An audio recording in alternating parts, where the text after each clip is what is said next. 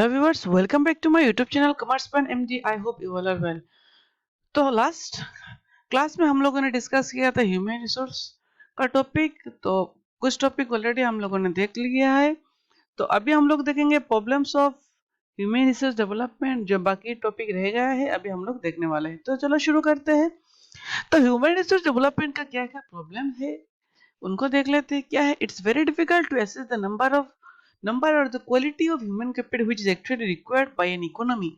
तो उसको मेजरमेंट करना डिफिकल्ट है कि हम लोग का जो इकोनॉमी है इस इकोनॉमी में कितने ह्यूमन रिसोर्सेस का होना, ह्यूमन रिसोर्स का रिक्वायरमेंट है, उसको हम लोग मेजरमेंट करना हम लोग के लिए डिफिकल्ट है। उसको हम अच्छी तरह से मेजर नहीं कर सकते हैं। तो ये एक डिफिकल्ट चीज है, प्रॉब्लम है ह्यूमन रिसोर्स डेवलपमेंट का। Most important prerequisites of human resource development is education and making requirement provisions of various education system. But it is not easy to make arrangement for providing education to all depending on their different requirement. तो जो जो लोग अपना जो choice है उस choice के अनुसार जो एजुकेशन है वो नहीं ले पाते हैं। सपोज मान लो कोई किसी का चॉइस है डॉक्टर होना, तो वो अपना जो चॉइस है उस चॉइस को पूरा नहीं कर सकता है अगर वो डॉक्टर का जो एंट्रेंस है वो अगर उस एंट्रेंस में नहीं टिक सके। किसी का इच्छा है, चाहत है कि वो इंजीनियर का चार्टर्ड अकाउंटेंट बन सके, अगर वो चार्टर्ड अकाउंटेंट का एग्जाम क्लियर नहीं कर सकता है तो वो चार्टर्ड अकाउंटेंट नहीं बन सकता है। इसीलिए जो एजुकेशन का सिस्टम जो है, तो सिस्टम ही प्रोडक्टिव लोगों को ऊपर डिपेंड होता है, सबको अपॉर्चुनिटीज नहीं देता है कि आप अपना जो चॉइस है उस चॉइस को आप जो गोल है आपका उस गोल को अचीव कर सके, specially in developing countries. So developing और अंडर डेवलपिंग कंट्रीज में ये सब दिखाई देना पड़ता है, ये दिखाई देता है। Human resource development is active actually in long term phenomenon. जो ह्यूमन रिसोर्स का जो डेवलपमेंट है ये पूरा लॉन्ग टर्म फेनोमेनन है। एक साल का 2 साल में एक ह्यूमन रिसोर्स डेवलप नहीं हो सकता, इसके लिए बहुत टाइम चाहिए। So it's difficult to measures and evaluate the fruits of a particular volume of investment done in education. और एजुकेशन में जो गवर्नमेंट जितना इन्वेस्टमेंट कर रहा है उनमें जो गवर्नमेंट का जो इन्वेस्टमेंट है उन इन्वेस्टमेंट का जो प्रोडक्टिविटी कितना हो रहा है, कितना काम में लग रहा है, उसको इवोल्यूट करना, मेजर करना बहुत डिफिकल्ट है। क्योंकि जो एजुकेशन है, जो एजुकेशन डिफरेंट कैटेगरीज में डिवाइड किया गया है। हायर एजुकेशन, अपर प्राइमरी, ऐसा higher education, university education, different categories में डिस्ट्रीब्यूट किया गया है। उससे जो परफॉर्मेंस मेजरमेंट करना गवर्नमेंट के लिए बहुत डिफिकल्ट होता है, ठीक है, क्योंकि वो लॉन्ग टर्म फेनोमेनन है। Next, for the rising of human resource capital formation in the rural area of a country, the training and education related agriculture development should be made possible, but in reality it's difficult to make arrangement for requirement training of various categories in the rural mainly because of infrastructure brokenness. Government क्या करना चाहते हैं agriculture के ऊपर, different technologies के ऊपर जो लोगों को ट्रेनिंग दे सके, एजुकेट कर सके, लेकिन इन रूरल एरियाज इतना इंफ्रास्ट्रक्चर नहीं है कि डेवलप दिस इंफ्रास्ट्रक्चर गवर्नमेंट वो रूरल एरिया में जो टेक्निकल एजुकेशन है वो प्रोवाइड कर सके, ठीक है। तो इससे एक ब्लॉक बन जाता है कि वो रूरल एरिया में जो पुअर है उनको क्वालिटी एजुकेशन गवर्नमेंट प्रोवाइड कर सके। But government are trying to give the quality education, जितना हो सके वो गवर्नमेंट कर रहा है, ठीक है, लेकिन अभी भी इंफ्रास्ट्रक्चर के कारण बहुत प्रॉब्लम हो रहा है, ठीक है। Next, still another difficulties in human resource development is that it is not easy to determine the functional relationship between inputs and outputs। और जो functional relationship है, इनपुट जितना दे रहे गवर्नमेंट, जितना इन्वेस्ट कर रहा है, और रेट ऑफ रिटर्न, और कितना प्रोडक्टिव स्टूडेंट सामने निकल के आ रहा है, उसको हम लोग डिटरमाइन नहीं कर सकते। उसका जो आउटपुट है उस आउटपुट को हम लोग पता नहीं लगा सकते, नहीं लगा सकते हैं, क्योंकि वो निकलना, वो मेजरमेंट करना बहुत डिफिकल्ट है। The corrupt official of the various department and inefficient as a break the administration machinery in another serious problem of human capital formation।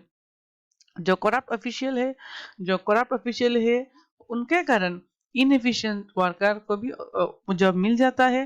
हाँ, जो अब जब हम लोगों ने देखा था अभी हिमंत बिस्वा शर्मा सर ने जो 36 जो टेट जो फॉल सर्टिफिकेट से जो टेट में क्वालिफाई कर लिए थे उनको पकड़ लिया है।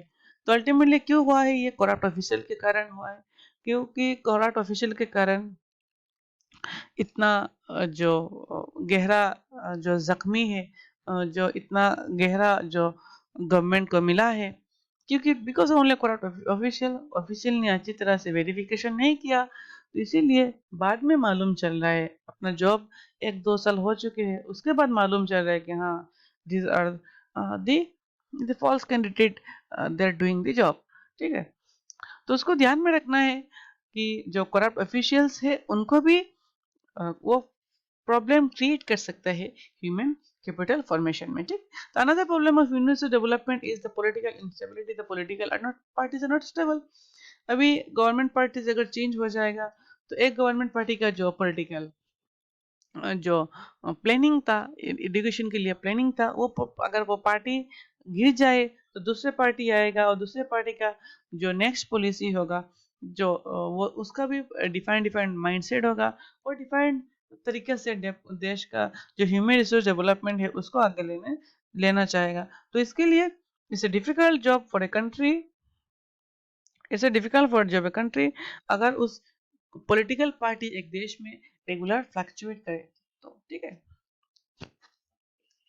It's difficult to measure the human value of human capital, और ह्यूमन का जो कैपिटल है उसको मेजर करना बहुत डिफिकल्ट है। तो ये था हम लोग का problems of human resource development. Next क्या है topic? Role of human resource in economic development. Role of human resource in economic development, human resources का क्या रोल है economic development of a country में? To accelerate the rate of economic development country human resource play a very decisive role।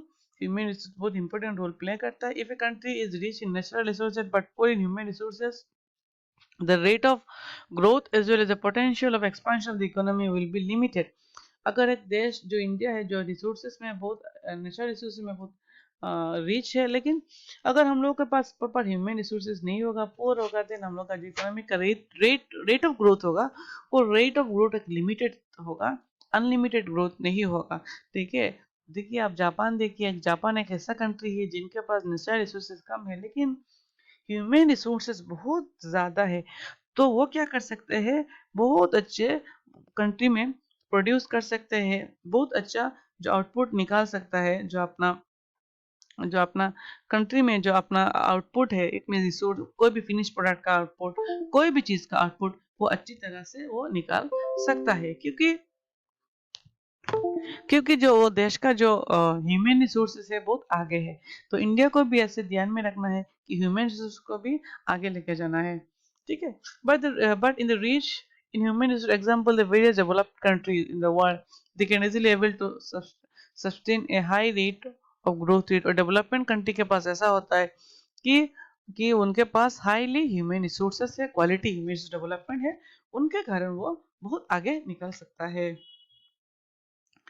Next, in short, human resources play a vital role in economic development in a country। Professor Galbraith ने क्या बताया है, देखिए, we now get the large part of industrial growth now not from more capital investment but from investment in man improvement brought about the improvement of man। In fact, the volume of human capital, not the other capital goods and equipment, but on the country to enhance the rate of economic development।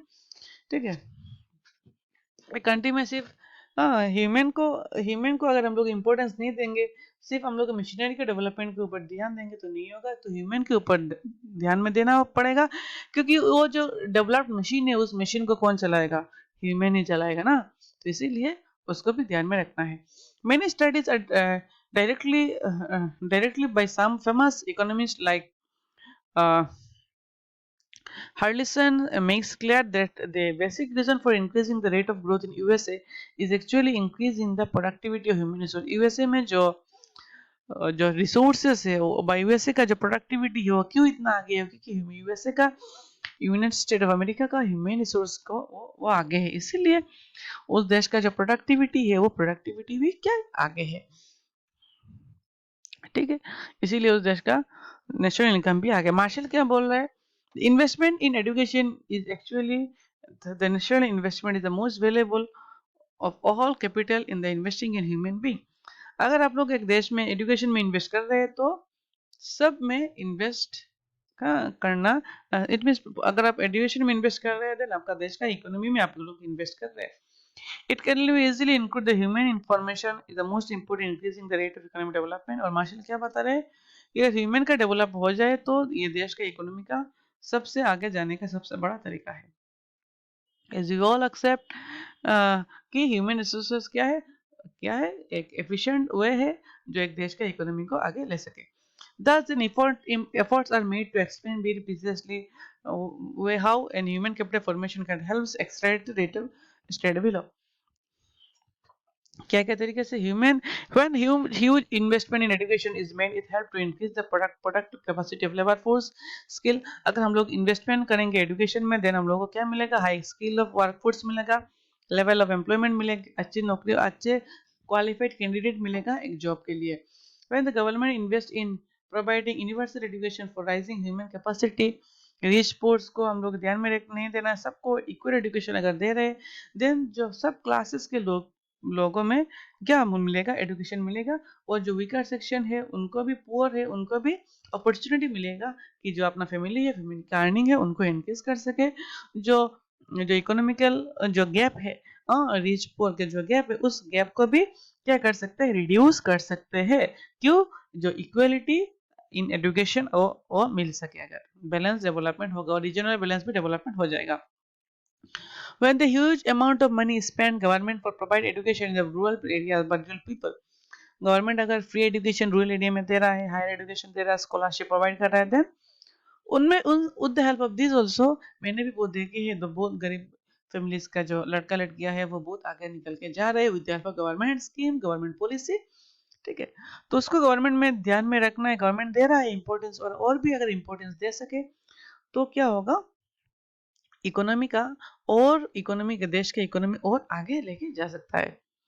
Again, the development of human helps reducing extent of number of unemployment, और education development करने से जो unemployment है वो बेकार समस्या जो है वो भी डिक्रीज हो जाएगा, ठीक है, क्योंकि टैलेंटेड पीपल आगे आएंगे, टैलेंटेड पीपल को नौकरी मिल जाएगा और अनएम्प्लॉयमेंट भी क्या हो जाएगा, खत्म हो जाएगा लगभग। Human resource development enhance the people efficiency and productivity। It helps raising the rate of economic growth, helps to increase the per capita income। और जो per capita income है देश का, और सबका per capita income, सब अपना अपना इनकम जो है वो अपना इनकम इंक्रीज होगा और अपना जो स्टैंडर्ड ऑफ लिविंग है वो भी इंक्रीज हो सकता है। The development of human resources helps to maintain the internal laws and order efficiently। तो देश का जो आयन कानून है उसको मान के चलेंगे कि एजुकेटेड पीपल के पास दिमाग है कि गवर्नमेंट का जो रूल है उस रूल्स को मान सके, और जो देश का जो एफिशिएंसी है, ऑर्डर है, उसको भी मान सके, ठीक है। और एनवायरनमेंट के ऊपर जो रिस्पॉन्सिबिलिटी है उनका वो भी मान के चल सकते हैं। Human resource development helps to changing the people's attitude. People का जो एटीट्यूड है वो चेंज हो सकता है। Choosing the family choice, choosing the towards family planning को भी वो ध्यान देंगे। बेटर स्टैंडर्ड ऑफ लिविंग, अपना जो लिविंग स्टैंडर्ड है वो भी इंक्रीज हो सकते हैं। कंसीडर प्लानिंग डेवलपमेंट, और क्या होगा, जो फैमिली प्लानिंग है उस फैमिली प्लानिंग को भी इंपॉर्टेंस मिल सकता है। तो फैमिली प्लानिंग से जो अपना देश का इकोनॉमी है वो देश का इकोनॉमी को इंक्रीज कर सकता है। नेक्स्ट टॉपिक है measures taken by government in education health. Health में, एजुकेशन में, एम्प्लॉयमेंट में क्या क्या गवर्नमेंट इंपॉर्टेंस दे रहे हैं उसको हम लोग अभी डिस्कस करेंगे।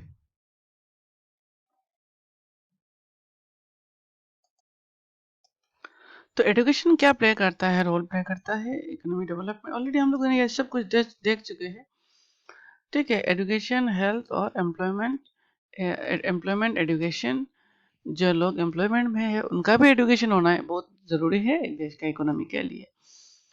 तो ठीक है, गवर्नमेंट में क्या क्या स्टार्ट किया है उनको देख लेते हैं, आप उसको रीड करके जा सकते हो। सेम ऑलरेडी मैंने डिस्कस कर चुके हैं, उनको भी फिर से डिस्कस किया है। कुछ टॉपिक है जैसे कि टीचिंग स्किल, एक टीचर को एक टीचर स्किल लिखना चाहिए।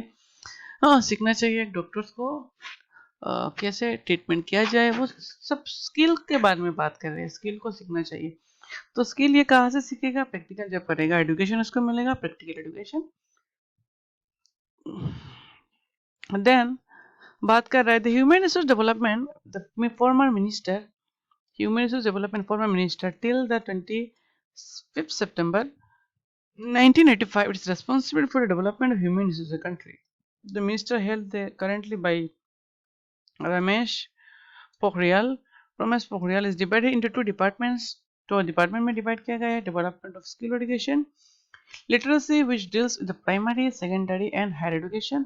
देखिए ये जो एजुकेशन का जो पॉलिसी है, ये ओल्ड एजुकेशन पॉलिसी है, लेकिन हम लोगों ने देखा था कि न्यू एजुकेशन पॉलिसी आ चुका है, तो न्यू एजुकेशन पॉलिसी को भी हम लोग डिस्कस करना पड़ेगा, exam point of view important है, ठीक है। तो ये डिस्कस करेंगे, पहले ओल्ड देख लेते हैं। Adult education, literacy, development of higher education, ये सब क्या है? टू डिपार्टमेंट्स, कब? 1985 में। In India the expenditure education is not considered the investment in human resource yet in the government plans educate the find a place. Government ने क्या सोचता है कि एजुकेशन जो इन्वेस्टमेंट है, एजुकेशन में जो पैसा खर्चा करता है वो इन्वेस्टमेंट के तौर से नहीं कंसिडर करता है, ठीक है। Here the government is plans, educates, find a place. However, the promotion of public expenditure in education (GDP) in India has uh, stagnated in the 3 decades since 1950. Now around 50% of 11 play outlays, 11 education and literacy, 51 secondary. So ultimately at present government of India पैसा खर्च कर रहा है education के ऊपर, ठीक है। Literacy rate according to 2021 census, then national average literacy rate is 64.84% as against 18%। 18% कब था? 1951 में क्या था लिटरेसी रेट। और अब अगर हम लोग आसाम के कंपेयर करें, आसाम का जो लिटरेसी रेट है वो है 72.19%। कितना है आसाम का literacy rate? 72 point, as per दी 2011 सेंसस 72.19%। ये क्वेश्चन इंपॉर्टेंट हो सकता है एग्जाम पॉइंट ऑफ व्यू, तो उसको ध्यान में रखना है, ठीक है। उसमें से मेल का जो मेल फीमेल जो है उसको भी देख लेते हैं। जो लिटरेसी ऑफ मेल है, मेल का लिटरेसी रेट है 77.85%। कितना? 77.85%। और जो फीमेल का है, जो फीमेल का लिटरेसी रेट है वो थोड़ा कम है, वो कितना है? 66.27%। 66.2, इसमें लिखने में थोड़ा दिक्कत ही है माउस से, 62.27%, ठीक है। तो उस बात को ध्यान में रखना है। आसाम का total literacy rate as per census 2000 not per as per 2001 is as per the census 2011 कितना है? 72.9%। और मेल का था आपका जो है वो कितना है? मेल का है 77.85% और फीमेल का कितना है? 66.25%।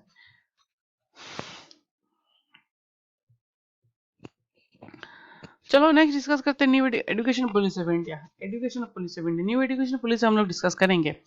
इन 1964 the government realize a change, government को रियलाइज हुआ कि एजुकेशन में कुछ चेंज करना चाहिए। Thus, the Education Commission under the chairmanship of Professor D.S. Kothari constituted the committee and submitted reports to the government in 1966. Government basis the recommendation made. The Education Commission announced National Education Policy 1968. Further, National Education Policy को change किया है 1986 में। उसके बाद announced an education policy NPE, the revisited universal primary education about 1993 में। again NPE revise किया गया है 1992 में। और फिर से last year national education policy को भी हम लोगों ने रिवाइज करते हुए देखा है, ठीक है। न्यू एजुकेशन पॉलिसी हम लोग डिस्कस करेंगे एक अलग वीडियो में, ठीक है। उसका वेट कीजिए, जल्द ही मैं डिस्कस करूंगा। Right of free education and compulsory education, right of free education and compulsory education, ये था न्यू एजुकेशन पॉलिसी का। न्यू एजुकेशन नहीं, जो रिवाइज एजुकेशन पॉलिसी था, उनमें आया था कि the free and compulsory education मिलना चाहिए बच्चों को, बिकॉज सबके पास एजुकेशन होने का पैसा नहीं होता रूरल एरिया में, तो उनको फ्री एजुकेशन मिलना चाहिए और कंपल्सरी उनको मिलना ही चाहिए, मिलना ही चाहिए एजुकेशन, उसको लेना ही पड़ेगा compulsory education for the age group of 6 to 14 years. 6 to 14 years का जो के बच्चे हैं, जो मेल फीमेल सबको, लड़का लड़की बॉयज गर्ल सबको, अगर उनका एज 6 to 14 है तो उनको फ्री एजुकेशन गवर्नमेंट दे रहा है, ठीक है। As per the provision, this provision April 2010 issued by February 2010, तो डेट भी इम्पोर्टेंट है, उस डेट का भी इम्पोर्टेंट है। ये जनरल इंफॉर्मेशन दिया था right to education, free education में, हाँ ठीक है, right to free education. Again elementary of secondary education scheme, different scheme government ने लाया है। सर्व शिक्षा अभियान, सर्व शिक्षा अभियान ने क्या है, being implementation of all district, सब डिस्ट्रिक्ट में, मैक्सिमम डिस्ट्रिक्ट में क्या कवर किया है। SSA Sarva Shiksha Abhiyan provide useful and elementary education 6 to 14 age groups by 2020। The scheme was launch, जो एसएसए स्कीम है वो स्कीम बहुत पहले ही लॉन्च हो गया था 2001 में। नेक्स्ट राष्ट्रीय माध्यमिक शिक्षा अभियान, माध्यमिक शिक्षा 9 to 10 education, the objective of scheme is to achieve the 75% within the 5 years, providing 75% का जो बच्चे हैं वो उनका जो एजुकेशन है, उनको एजुकेशन के ऊपर ध्यान दिया है। उसका जो टारगेट था 75% जो एनरोलमेंट रेशियो हो, स्टूडेंट आके क्लास 9 to 10 पढ़ सकें, ठीक है। Next national mid day meal programme, mid day meal programme ये बहुत पहले स्टार्ट हुआ था 1995 में, मिड डे मील प्रोग्राम। तो उस प्रोग्राम का क्या ऑब्जेक्टिव था, रिटेंशन, ऑब्जेक्टिव क्या था मिड डे मील प्रोग्राम का, एनरोलमेंट, रिटेंशन एंड अटेंडेंस, तीन बात को ध्यान में दिया है। एनरोलमेंट, एनरोलमेंट मीन्स एडमिशन ज़्यादा से ज़्यादा हो, और जो बच्चा एडमिशन हो चुके हैं वो उनको रिटेन कर सके स्कूल में, उनको रख सके स्कूल में, अटेंडेंस का भी ख्याल रखा जाए। अगर स्कूल में मिड डे मील उसको बच्चे को खाना मिलेगा मिड आवर में, देन वो बच्चा जो खाने के लिए स्कूल में रहेगा, और जो खाने के बाद उसका जो एनर्जी लॉस होता है उस एनर्जी को वो कवर कर सकता है, ठीक है। तो ये क्या करता है, improving the nutrition level, about the nutrition level, बच्चे का जो न्यूट्रिशन लेवल है बॉडी का, वो लेवल को भी इंक्रीज कर सकता है। इस लॉन्च कब हुआ था, लॉन्च 15 अगस्त 1995, ये डेट इंपॉर्टेंट है, 15 अगस्त 1995, 15 अगस्त 1995, initiated in 2408 blocks in country, ठीक है। नेक्स्ट कस्तूरबा गांधी बालिका विद्यालय, कस्तूरबा गांधी बालिका विद्यालय KGBV, ठीक है। स्कीम का लॉन्च हुआ था 2000 जुलाई 2004 में for setting up residential school for upper primary level for girls belonging to predominant SC ST जो माइनर और सब कैटेगरी जो गर्ल्स है, उस गर्ल्स स्कूल जो है अपर प्राइमरी के लिए क्या इस्टेब्लिशमेंट किया in order to make secondary education more meaningful. देखा गया है कि लड़कियों का एजुकेशन डिक्रीज हो रहा है, इसीलिए गवर्नमेंट ने ये पॉलिसी इंक्रीज किया कि इस स्कूल में सिर्फ लड़की ही आएंगे, लड़का नहीं आएंगे, ठीक है। लड़का के लिए डिफरेंट स्कूल होगा।